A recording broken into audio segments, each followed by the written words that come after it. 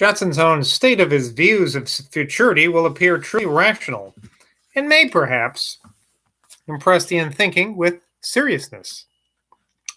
You know, says he, according to Mrs. Thrale's collection of letters from March 10th, 1784, volume 2, page 350, I never thought confidence with respect to futurity any part of the character of a brave, a wise, or a good man. Bravery has no place where it can avail nothing. Wisdom impresses strongly the consciousness of those faults, of which it is perhaps itself an aggravation, and goodness, always wishing to be better, and imputing every deficiency to criminal negligence, and every fault to voluntary corruption, never dares to suppose the condition of forgiveness fulfilled, nor what is wanting in the crime supplied by penitence. This is the state of the best, but what must be the condition of him whose heart will not suffer him to rank himself among the best or among the good? Such must be his dread of the approaching trial as will leave him little attention to the opinion of those whom he is leaving forever. And the serenity that is not felt, it can be no virtue to feign. Johnson's great fear of death and the strange dark manner in which Sir John Hawkins imparts the uneasiness which he expressed on account of offenses with which he charged himself may give occasion to injurious suspicions, as if there had been something of more than ordinary criminality weighing upon his conscience. On that account, therefore, as well as from the regard to truth which he inculcated, for example, see what he said to Mr. Malone, page 1105 on this volume, and I think I do remember that, actually. I am to mention, with all possible respect and delicacy, however, that his conduct after he came to London and had associated with Savage and others was not so strictly virtuous in one respect as when he was a younger man. It is well known that his amorous inclinations were uncommonly strong and impetuous.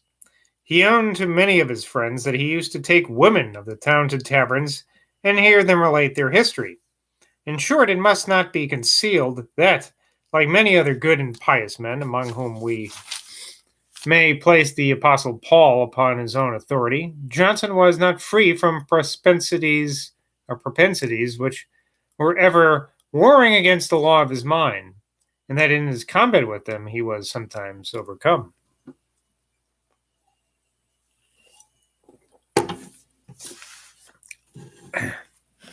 Here let the profane and licentious pause. Let them not thoughtlessly say that Johnson was a hypocrite, or that his principles were not firm because his practice was not uniformly conformable to what he professed. Let the question be considered independent of moral and religious association, and no man will deny that thousands, in many instances, act against conviction. Is a prodigal, for example, a hypocrite when he owns he is satisfied that his extravagance will bring him to ruin and misery? We are sure he believes it, but immediate inclination, strengthened by indulgence, prevails over that belief in influencing his conduct. Why, then, shall credit be refused to the sincerity of those who acknowledge their persuasion of moral and religious duty, yet sometimes fail of living as it requires? I heard Dr. Johnson once observe, "There is something noble in publishing truth, though it condemns oneself."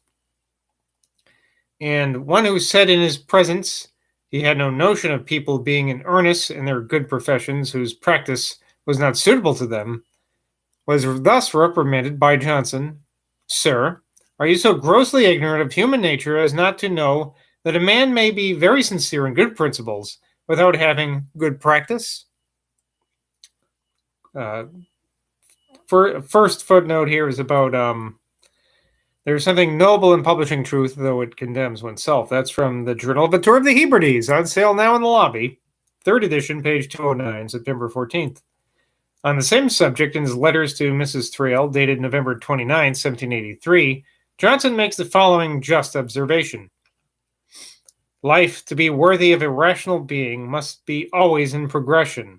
We must always purpose to do more or better than in time past. The mind is enlarged and elevated by mere purposes, though they end as they began, or begin, by airy contemplation. We compare and judge, though we do not practice. And the second is just saying that sir, you are so grossly ignorant of human nature, blah, blah, blah. That was also from the Journal of the Torah of the Hebrides, page 374, October 25th. But let no man encourage or soothe himself in presumptuous sin from knowing that Johnson was sometimes hurried into indulgences which he thought criminal. I have exhibited this circumstance as a shade in so great a character, both from my sacred love of truth, and to show that he was not so weakly scrupulous as he has been represented by those who imagine that the sins of which a deep sense was upon his mind were merely such little venial trifles as pouring milk into his tea on Good Friday. His understanding will be defended by my statement if his consistency of conduct be in some degree impaired. What wise man would, for momentary gratifications, deliberately subject himself to suffer such uneasiness as we find was experienced by Johnson in reviewing his conduct as compared with his notion of the ethics of the gospel? Let the following passage be kept in remembrance. Quoting here, O God, giver and preserver of all life, by whose power I was created, and by whose providence I am sustained, look down upon me with tenderness and mercy. Grant that I may not have been created to be finally destroyed, that I may not be preserved to add wickedness to wickedness. That's from Prayers and Meditations, page 47. This next one is from page 84, 120, 68, and 130. O Lord, let me not sink into total depravity. Look down upon me and rescue me at last from the captivity of sin. Almighty and most merciful Father, who hast continued my life from year to year, grant that by longer life I may become less desirous of sinful pleasures and more careful of eternal happiness. Let not my years be multiplied to increase my guilt, but as my age advances, let me become more pure in my thoughts, more regular in my desires, and more obedient to thy laws. Forgive, O merciful Lord, whatever I have done contrary to thy laws. Give me such a sense of my weakness as may produce true contrition and effectual repentance, so that when I shall be called into another state, I may be received among the sinners to whom sorrow and reformation have obtained pardon from Jesus Christ's sake. Amen.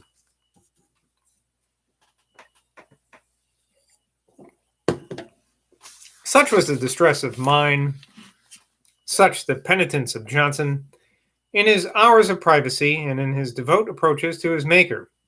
His sincerity, therefore, must appear to every candid mind unquestionable. It is of essential consequence to keep in view that there was in this excellent man's conduct no false principle of commutation, no deliberate indulgence in sin in consideration of a counterbalance of duty. His offending and his repenting were distinct and separate. And when we consider his almost unexampled attention to truth, his inflexible integrity, his constant piety, who will dare to cast a stone at him? Dr. Johnson related with very earnest approbation a story of a gentleman who, in an impulse of passion, overcame the virtue of a young woman. When she said to him, I am afraid we have done wrong, he answered, Yes, we have done wrong, for I would not debauch her mind.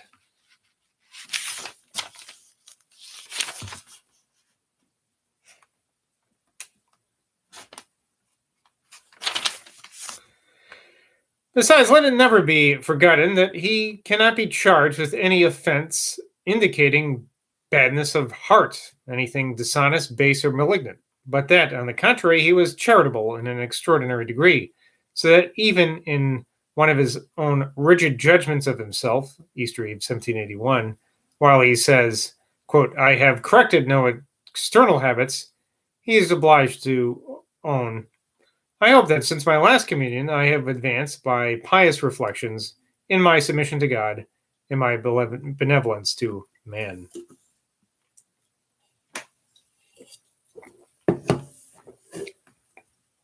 I am conscious that this is the most difficult and dangerous part of my biographical work, and I cannot be very anxious concerning it. I trust that I have got through it, preserving at once my regard to truth, to my friend, and to the interests of virtue and religion. Nor can I apprehend that more harm can ensue from the knowledge of the irregularity of Johnson, guarded as I have stated it, than from knowing that Addison and Parnell were intemperate in the use of wine, which he himself in his lives of those celebrated writers and pious men has not forborne to record. It is not my intention to give a very minute detail of the particulars of Johnson's remaining days, of whom it was now evident that the crisis was fast approaching, when he must die like men and fall like one of the princes. Yet it will be instructive, as well as gratifying to the curiosity of my readers, to record a few circumstances on the authenticity of which they may perfectly rely, as I have been at the utmost pains to obtain an accurate account of his last illness from the best authority. Dr. Heberden, Dr. Brocklesby, Dr. Warren, and Dr. Butter, physicians generally attending him, without accepting of any fees, as did Mr. Cruikshank, surgeon, and all that could be done from professional skill and ability was tried to prolong a life so truly valuable.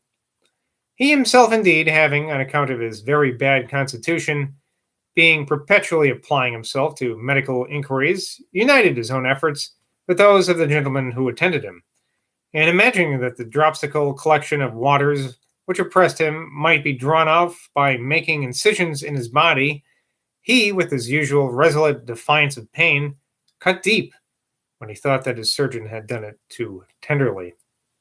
Not a good idea, Johnson. Footnote here. This bold experiment Sir John Hawkins has related in such a manner as to suggest a charge against Johnson of intentionally hastening his end, a charge so very inconsistent with his character in every respect that it is injurious even to refute it, as Sir John has thought it necessary to do. It is evident that what Johnson did in hopes of relief indicated an extraordinary eagerness to retard his dissolution.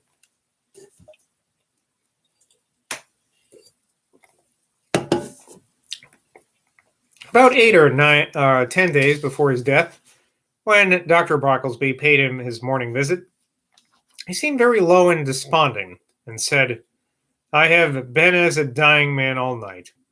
He then emphatically broke out in the words of Shakespeare, "Canst thou not minister to a mind diseased, pluck from the memory of a rooted sorrow, raise out the ridden trouble of the brain, and with some sweet oblivious antidote cleanse the stuffed bosom of that perilous stuff which weighs upon the heart?"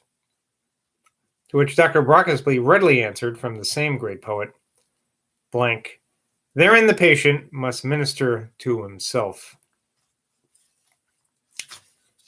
Johnson expressed himself much satisfied with the application. On another day after this, when talking on the subject of prayer, Dr. Brocklesby repeated from Juvenal, "Orandum est ut sit mens sana in corpore sano." We should pray for a soul, for a sound mind in a sound body, from Juvenal 356. And so on to the end of the 10th satire. But in running it quickly over, he happened in the line, "Quae spatium vitae extremum inter minora ponat," who reckons long life the least of nature's gifts, to pronounce supremum for extremum, at which Johnson's critical ear instantly took offense, and discoursing vehemently on the unmetrical effect of such a lapse, he shut himself as full as ever of the spirit of the grammarian.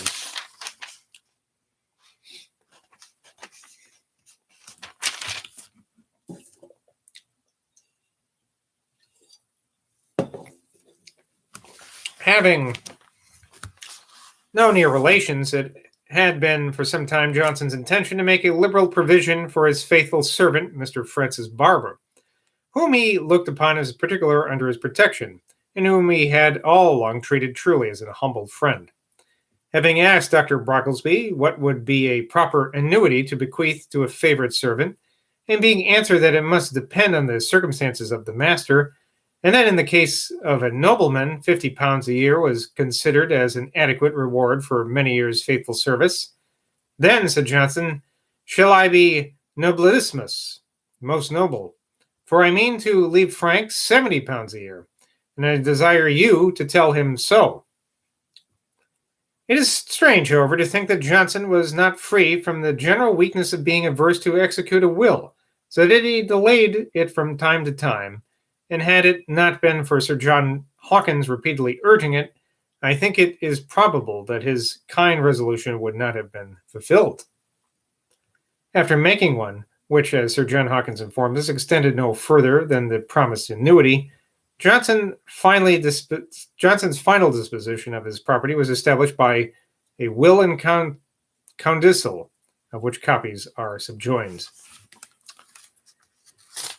Now I think this footnote will be a very long. Yes, it's another three-page footnote. It begins right here, goes on to the next page, starting up here.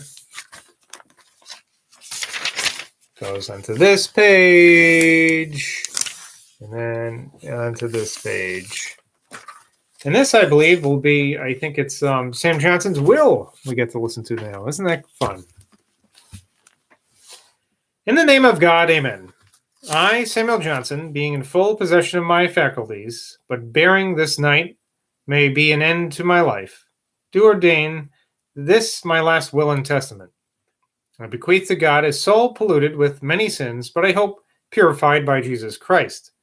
I leave £750 in the hands of Bennett Langton, Esquire, £300 in the hands of Mr. Barclay and Mr. Perkins, brewers, £150 to the hands of Dr. Percy, Bishop of Drummer, £1,000, 3% annuities in the public funds, and £100 now lying by me in ready money. All these before-mentioned sums and property I leave, I say, to Sir Joshua Reynolds, Sir John Hawkins, and Dr. William Scott of Doctors' Commons, in trust for the following uses. That is to say, to pay the representatives of the late William Innes, bookseller in St. Paul's Churchyard, the sum of £200, to Mrs. White, my female servant, £100, stock in the 3% annuities aforesaid. The rest of the aforesaid sums of money and property, together with my books, plate, and household furniture, I leave to the before-mentioned Sir Joshua Reynolds, Sir John Hawkins, and Dr. William Scott, also in trust to be applied, after paying my debts, to the use of Francis Barber, my manservant, a Negro, in such a manner as they shall judge most fit and available to his benefit. And I appoint the aforesaid Sir Joshua Reynolds, Sir John Hawkins, and Dr. William Scott, sole executors of this my last will and testament, hereby revoking all former wills and testaments whatever. And witness whereof I hereunto subscribe my name and affix my seal this 8th day of December 1784, Sam Johnson, L.S., signed, sealed, published, declared, and delivered by the said testator as his will, his last will and testament, in the presence of us, the word to being first inserted in the opposite page. George Straham, John Desmoulins. I had to take a little break. By way of codicil to my last will and testament, I, Samuel Johnson, give, devise, and bequeath my messuage of testimony situate at Lichfield. My messuage of tenement situate at Lichfield in the county of Stafford, with the appurtenances and the tenure of or occupation of Mrs. Bond of Lichfield aforesaid, or of Mr. Hinchman, her aunt, her under tenant. Oh, I'm really screwing up this section.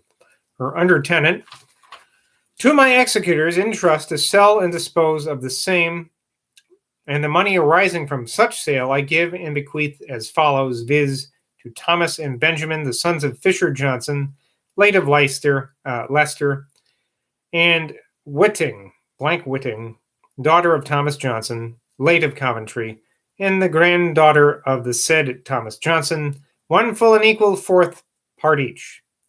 But in case there shall be more granddaughters than one of the said Thomas Johnson, living at the time of my decease, I give and bequeath the part of or share of that one to and equally between such granddaughters. I give and bequeath to the Reverend Mr. Rogers of Barclay, near Frome, in the county of Somerset, the sum of £100, requesting him to apply the same towards the maintenance of Elizabeth Hearn, a lunatic. I also give and bequeath to my godchildren, the son and daughter of Mauritius Lowe, painter, each of them £100 of my stock in the 3% consolidated annuities to be applied and disposed of by and at the discretion of my executors in the education of settlement, or in the education or settlement in the world of them, my said legatees. Also I give and bequeath to Sir John Hawkins, one of my executors, the Annales Ecclesiastici of Baronius, and Holinshed's and Stowe's Chronicles, and also an octavo common prayer book. To Bennett Langton, Esquire, I give and bequeath my Polyglot Bible.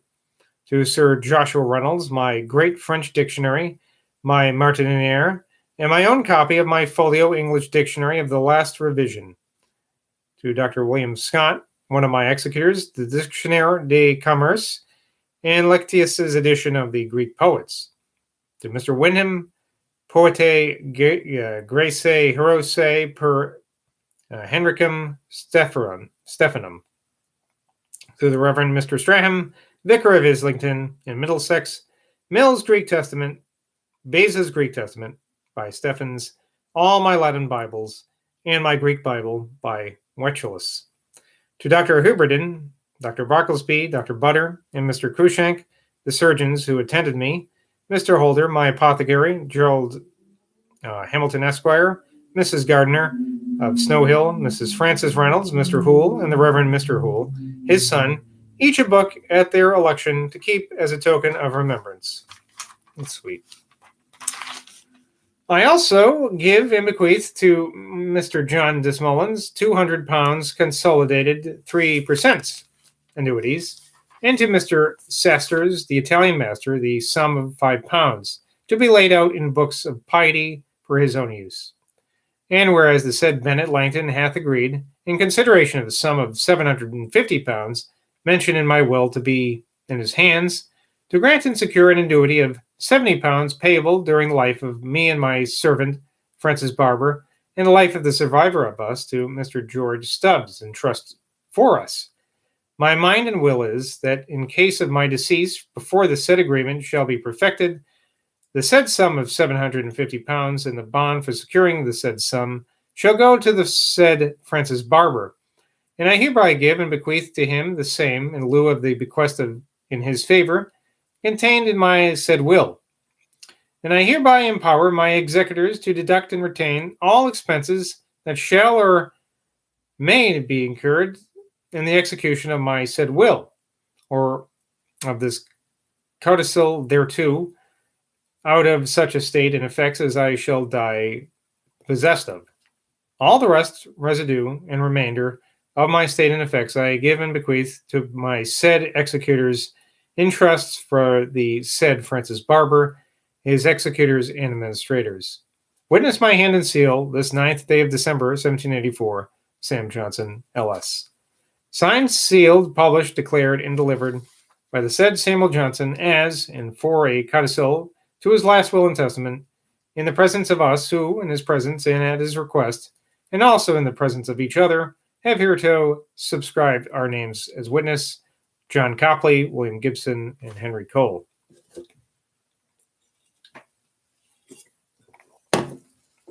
Now some commentary here from Boswell, I believe. Upon these testaments military deeds, it is proper to make a few observations, such as he didn't give me anything. No, he doesn't say that, but he didn't leave any Boswell anything, did he? I guess he figured Boswell can take care of himself. I could have left him a book or something, though. His express declaration with his dying breath of his faith as a Christian, as it has been often practiced in such solemn writings, was of real consequence from this great man. For the conviction of a mind equally acute and strong might well overbalance the doubts of others who were his contemporaries. The expression polluted may, to some, convey an impression of more than ordinary contamination, but that is not warranted by its genuine meaning, as appears from the Rambler, page number 42. The same word is used in the will of Dr. Sanderson, Bishop of Lincoln, who was piety itself. Johnson's legacy of £200 to the representatives of Mr. Innes, bookseller in St. Paul's Churchyard, proceeded from a very worthy motive. He told Sir John Hawkins that his father having become a bankrupt, Mr. Innes had assisted him with money or credit to continue his business. This, said Johnson, I consider as an obligation on me to be grateful to his descendants. The amount of his property proved to be considerably more than he had supposed it to be. Sir John Hawkins estimates the bequest to Francis Barbers as some little short of £1,500, including an annuity of £70 to be paid to him by Mr. Langton, in consideration of £750, which Johnson had lent to that gentleman. Sir John seems not a little angry at this request and mutters a caveat against ostentatious bounty and favor to Negroes, quoting Sir John here, not me. But surely, when a man has money entirely of his own acquisition, especially when he has no near relations, he may, without blame, dispose of it as he pleases, and with great propriety to his faithful servant. Mr. Barber, by the recommendations of his master, retired to Lichfield, where he might pass the rest of his days in comfort. It has been objected that Johnson has omitted many of his best friends, including me, when leaving books to several as tokens of his last remembrance. The names of Dr. Adams, Dr. Taylor, Dr. Burney, Mr. Hector, Mr. Murphy, the author of this work,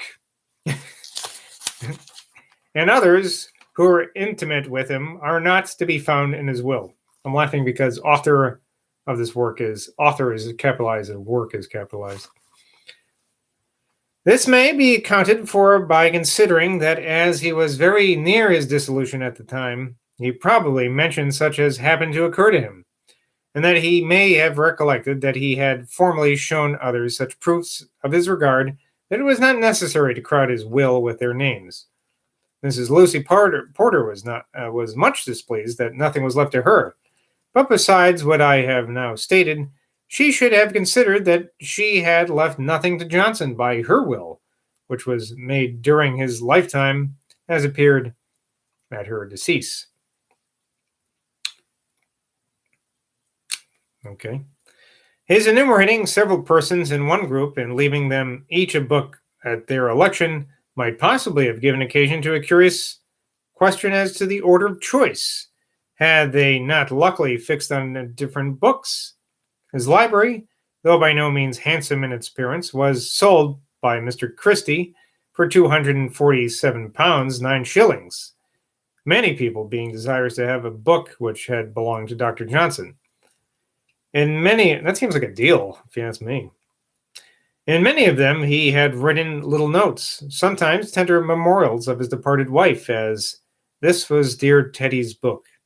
Sometimes occasional remarks of different sorts. Mr. Lyons of Clifford's Inn has favored me with the two following. In Holy Rules and Helps to Devotion by Brian Duppa, Lord Bishop of Winton, he wrote, "Precis quindam videtur diligenter tractasi, spero non inauditais." He seems to have been careful in his prayers. I hope they were heard. In the Rosicrucian Infallible Axiomata by John Hayden, gentleman, prefixed to which are some verses addressed to the author, signed Ambassador, Waters, am call ex oxum. I don't know what any of that means. He wrote, these Latin verses were written to Hobbes by Bathurst upon his treatise on human nature and have no relation to this book. Signed, an odd fraud. Okay, that's the end of that. But oh man, I was reading for 30 minutes that time. Well, I got log jammed in that footnote, which actually, I found kind of touching.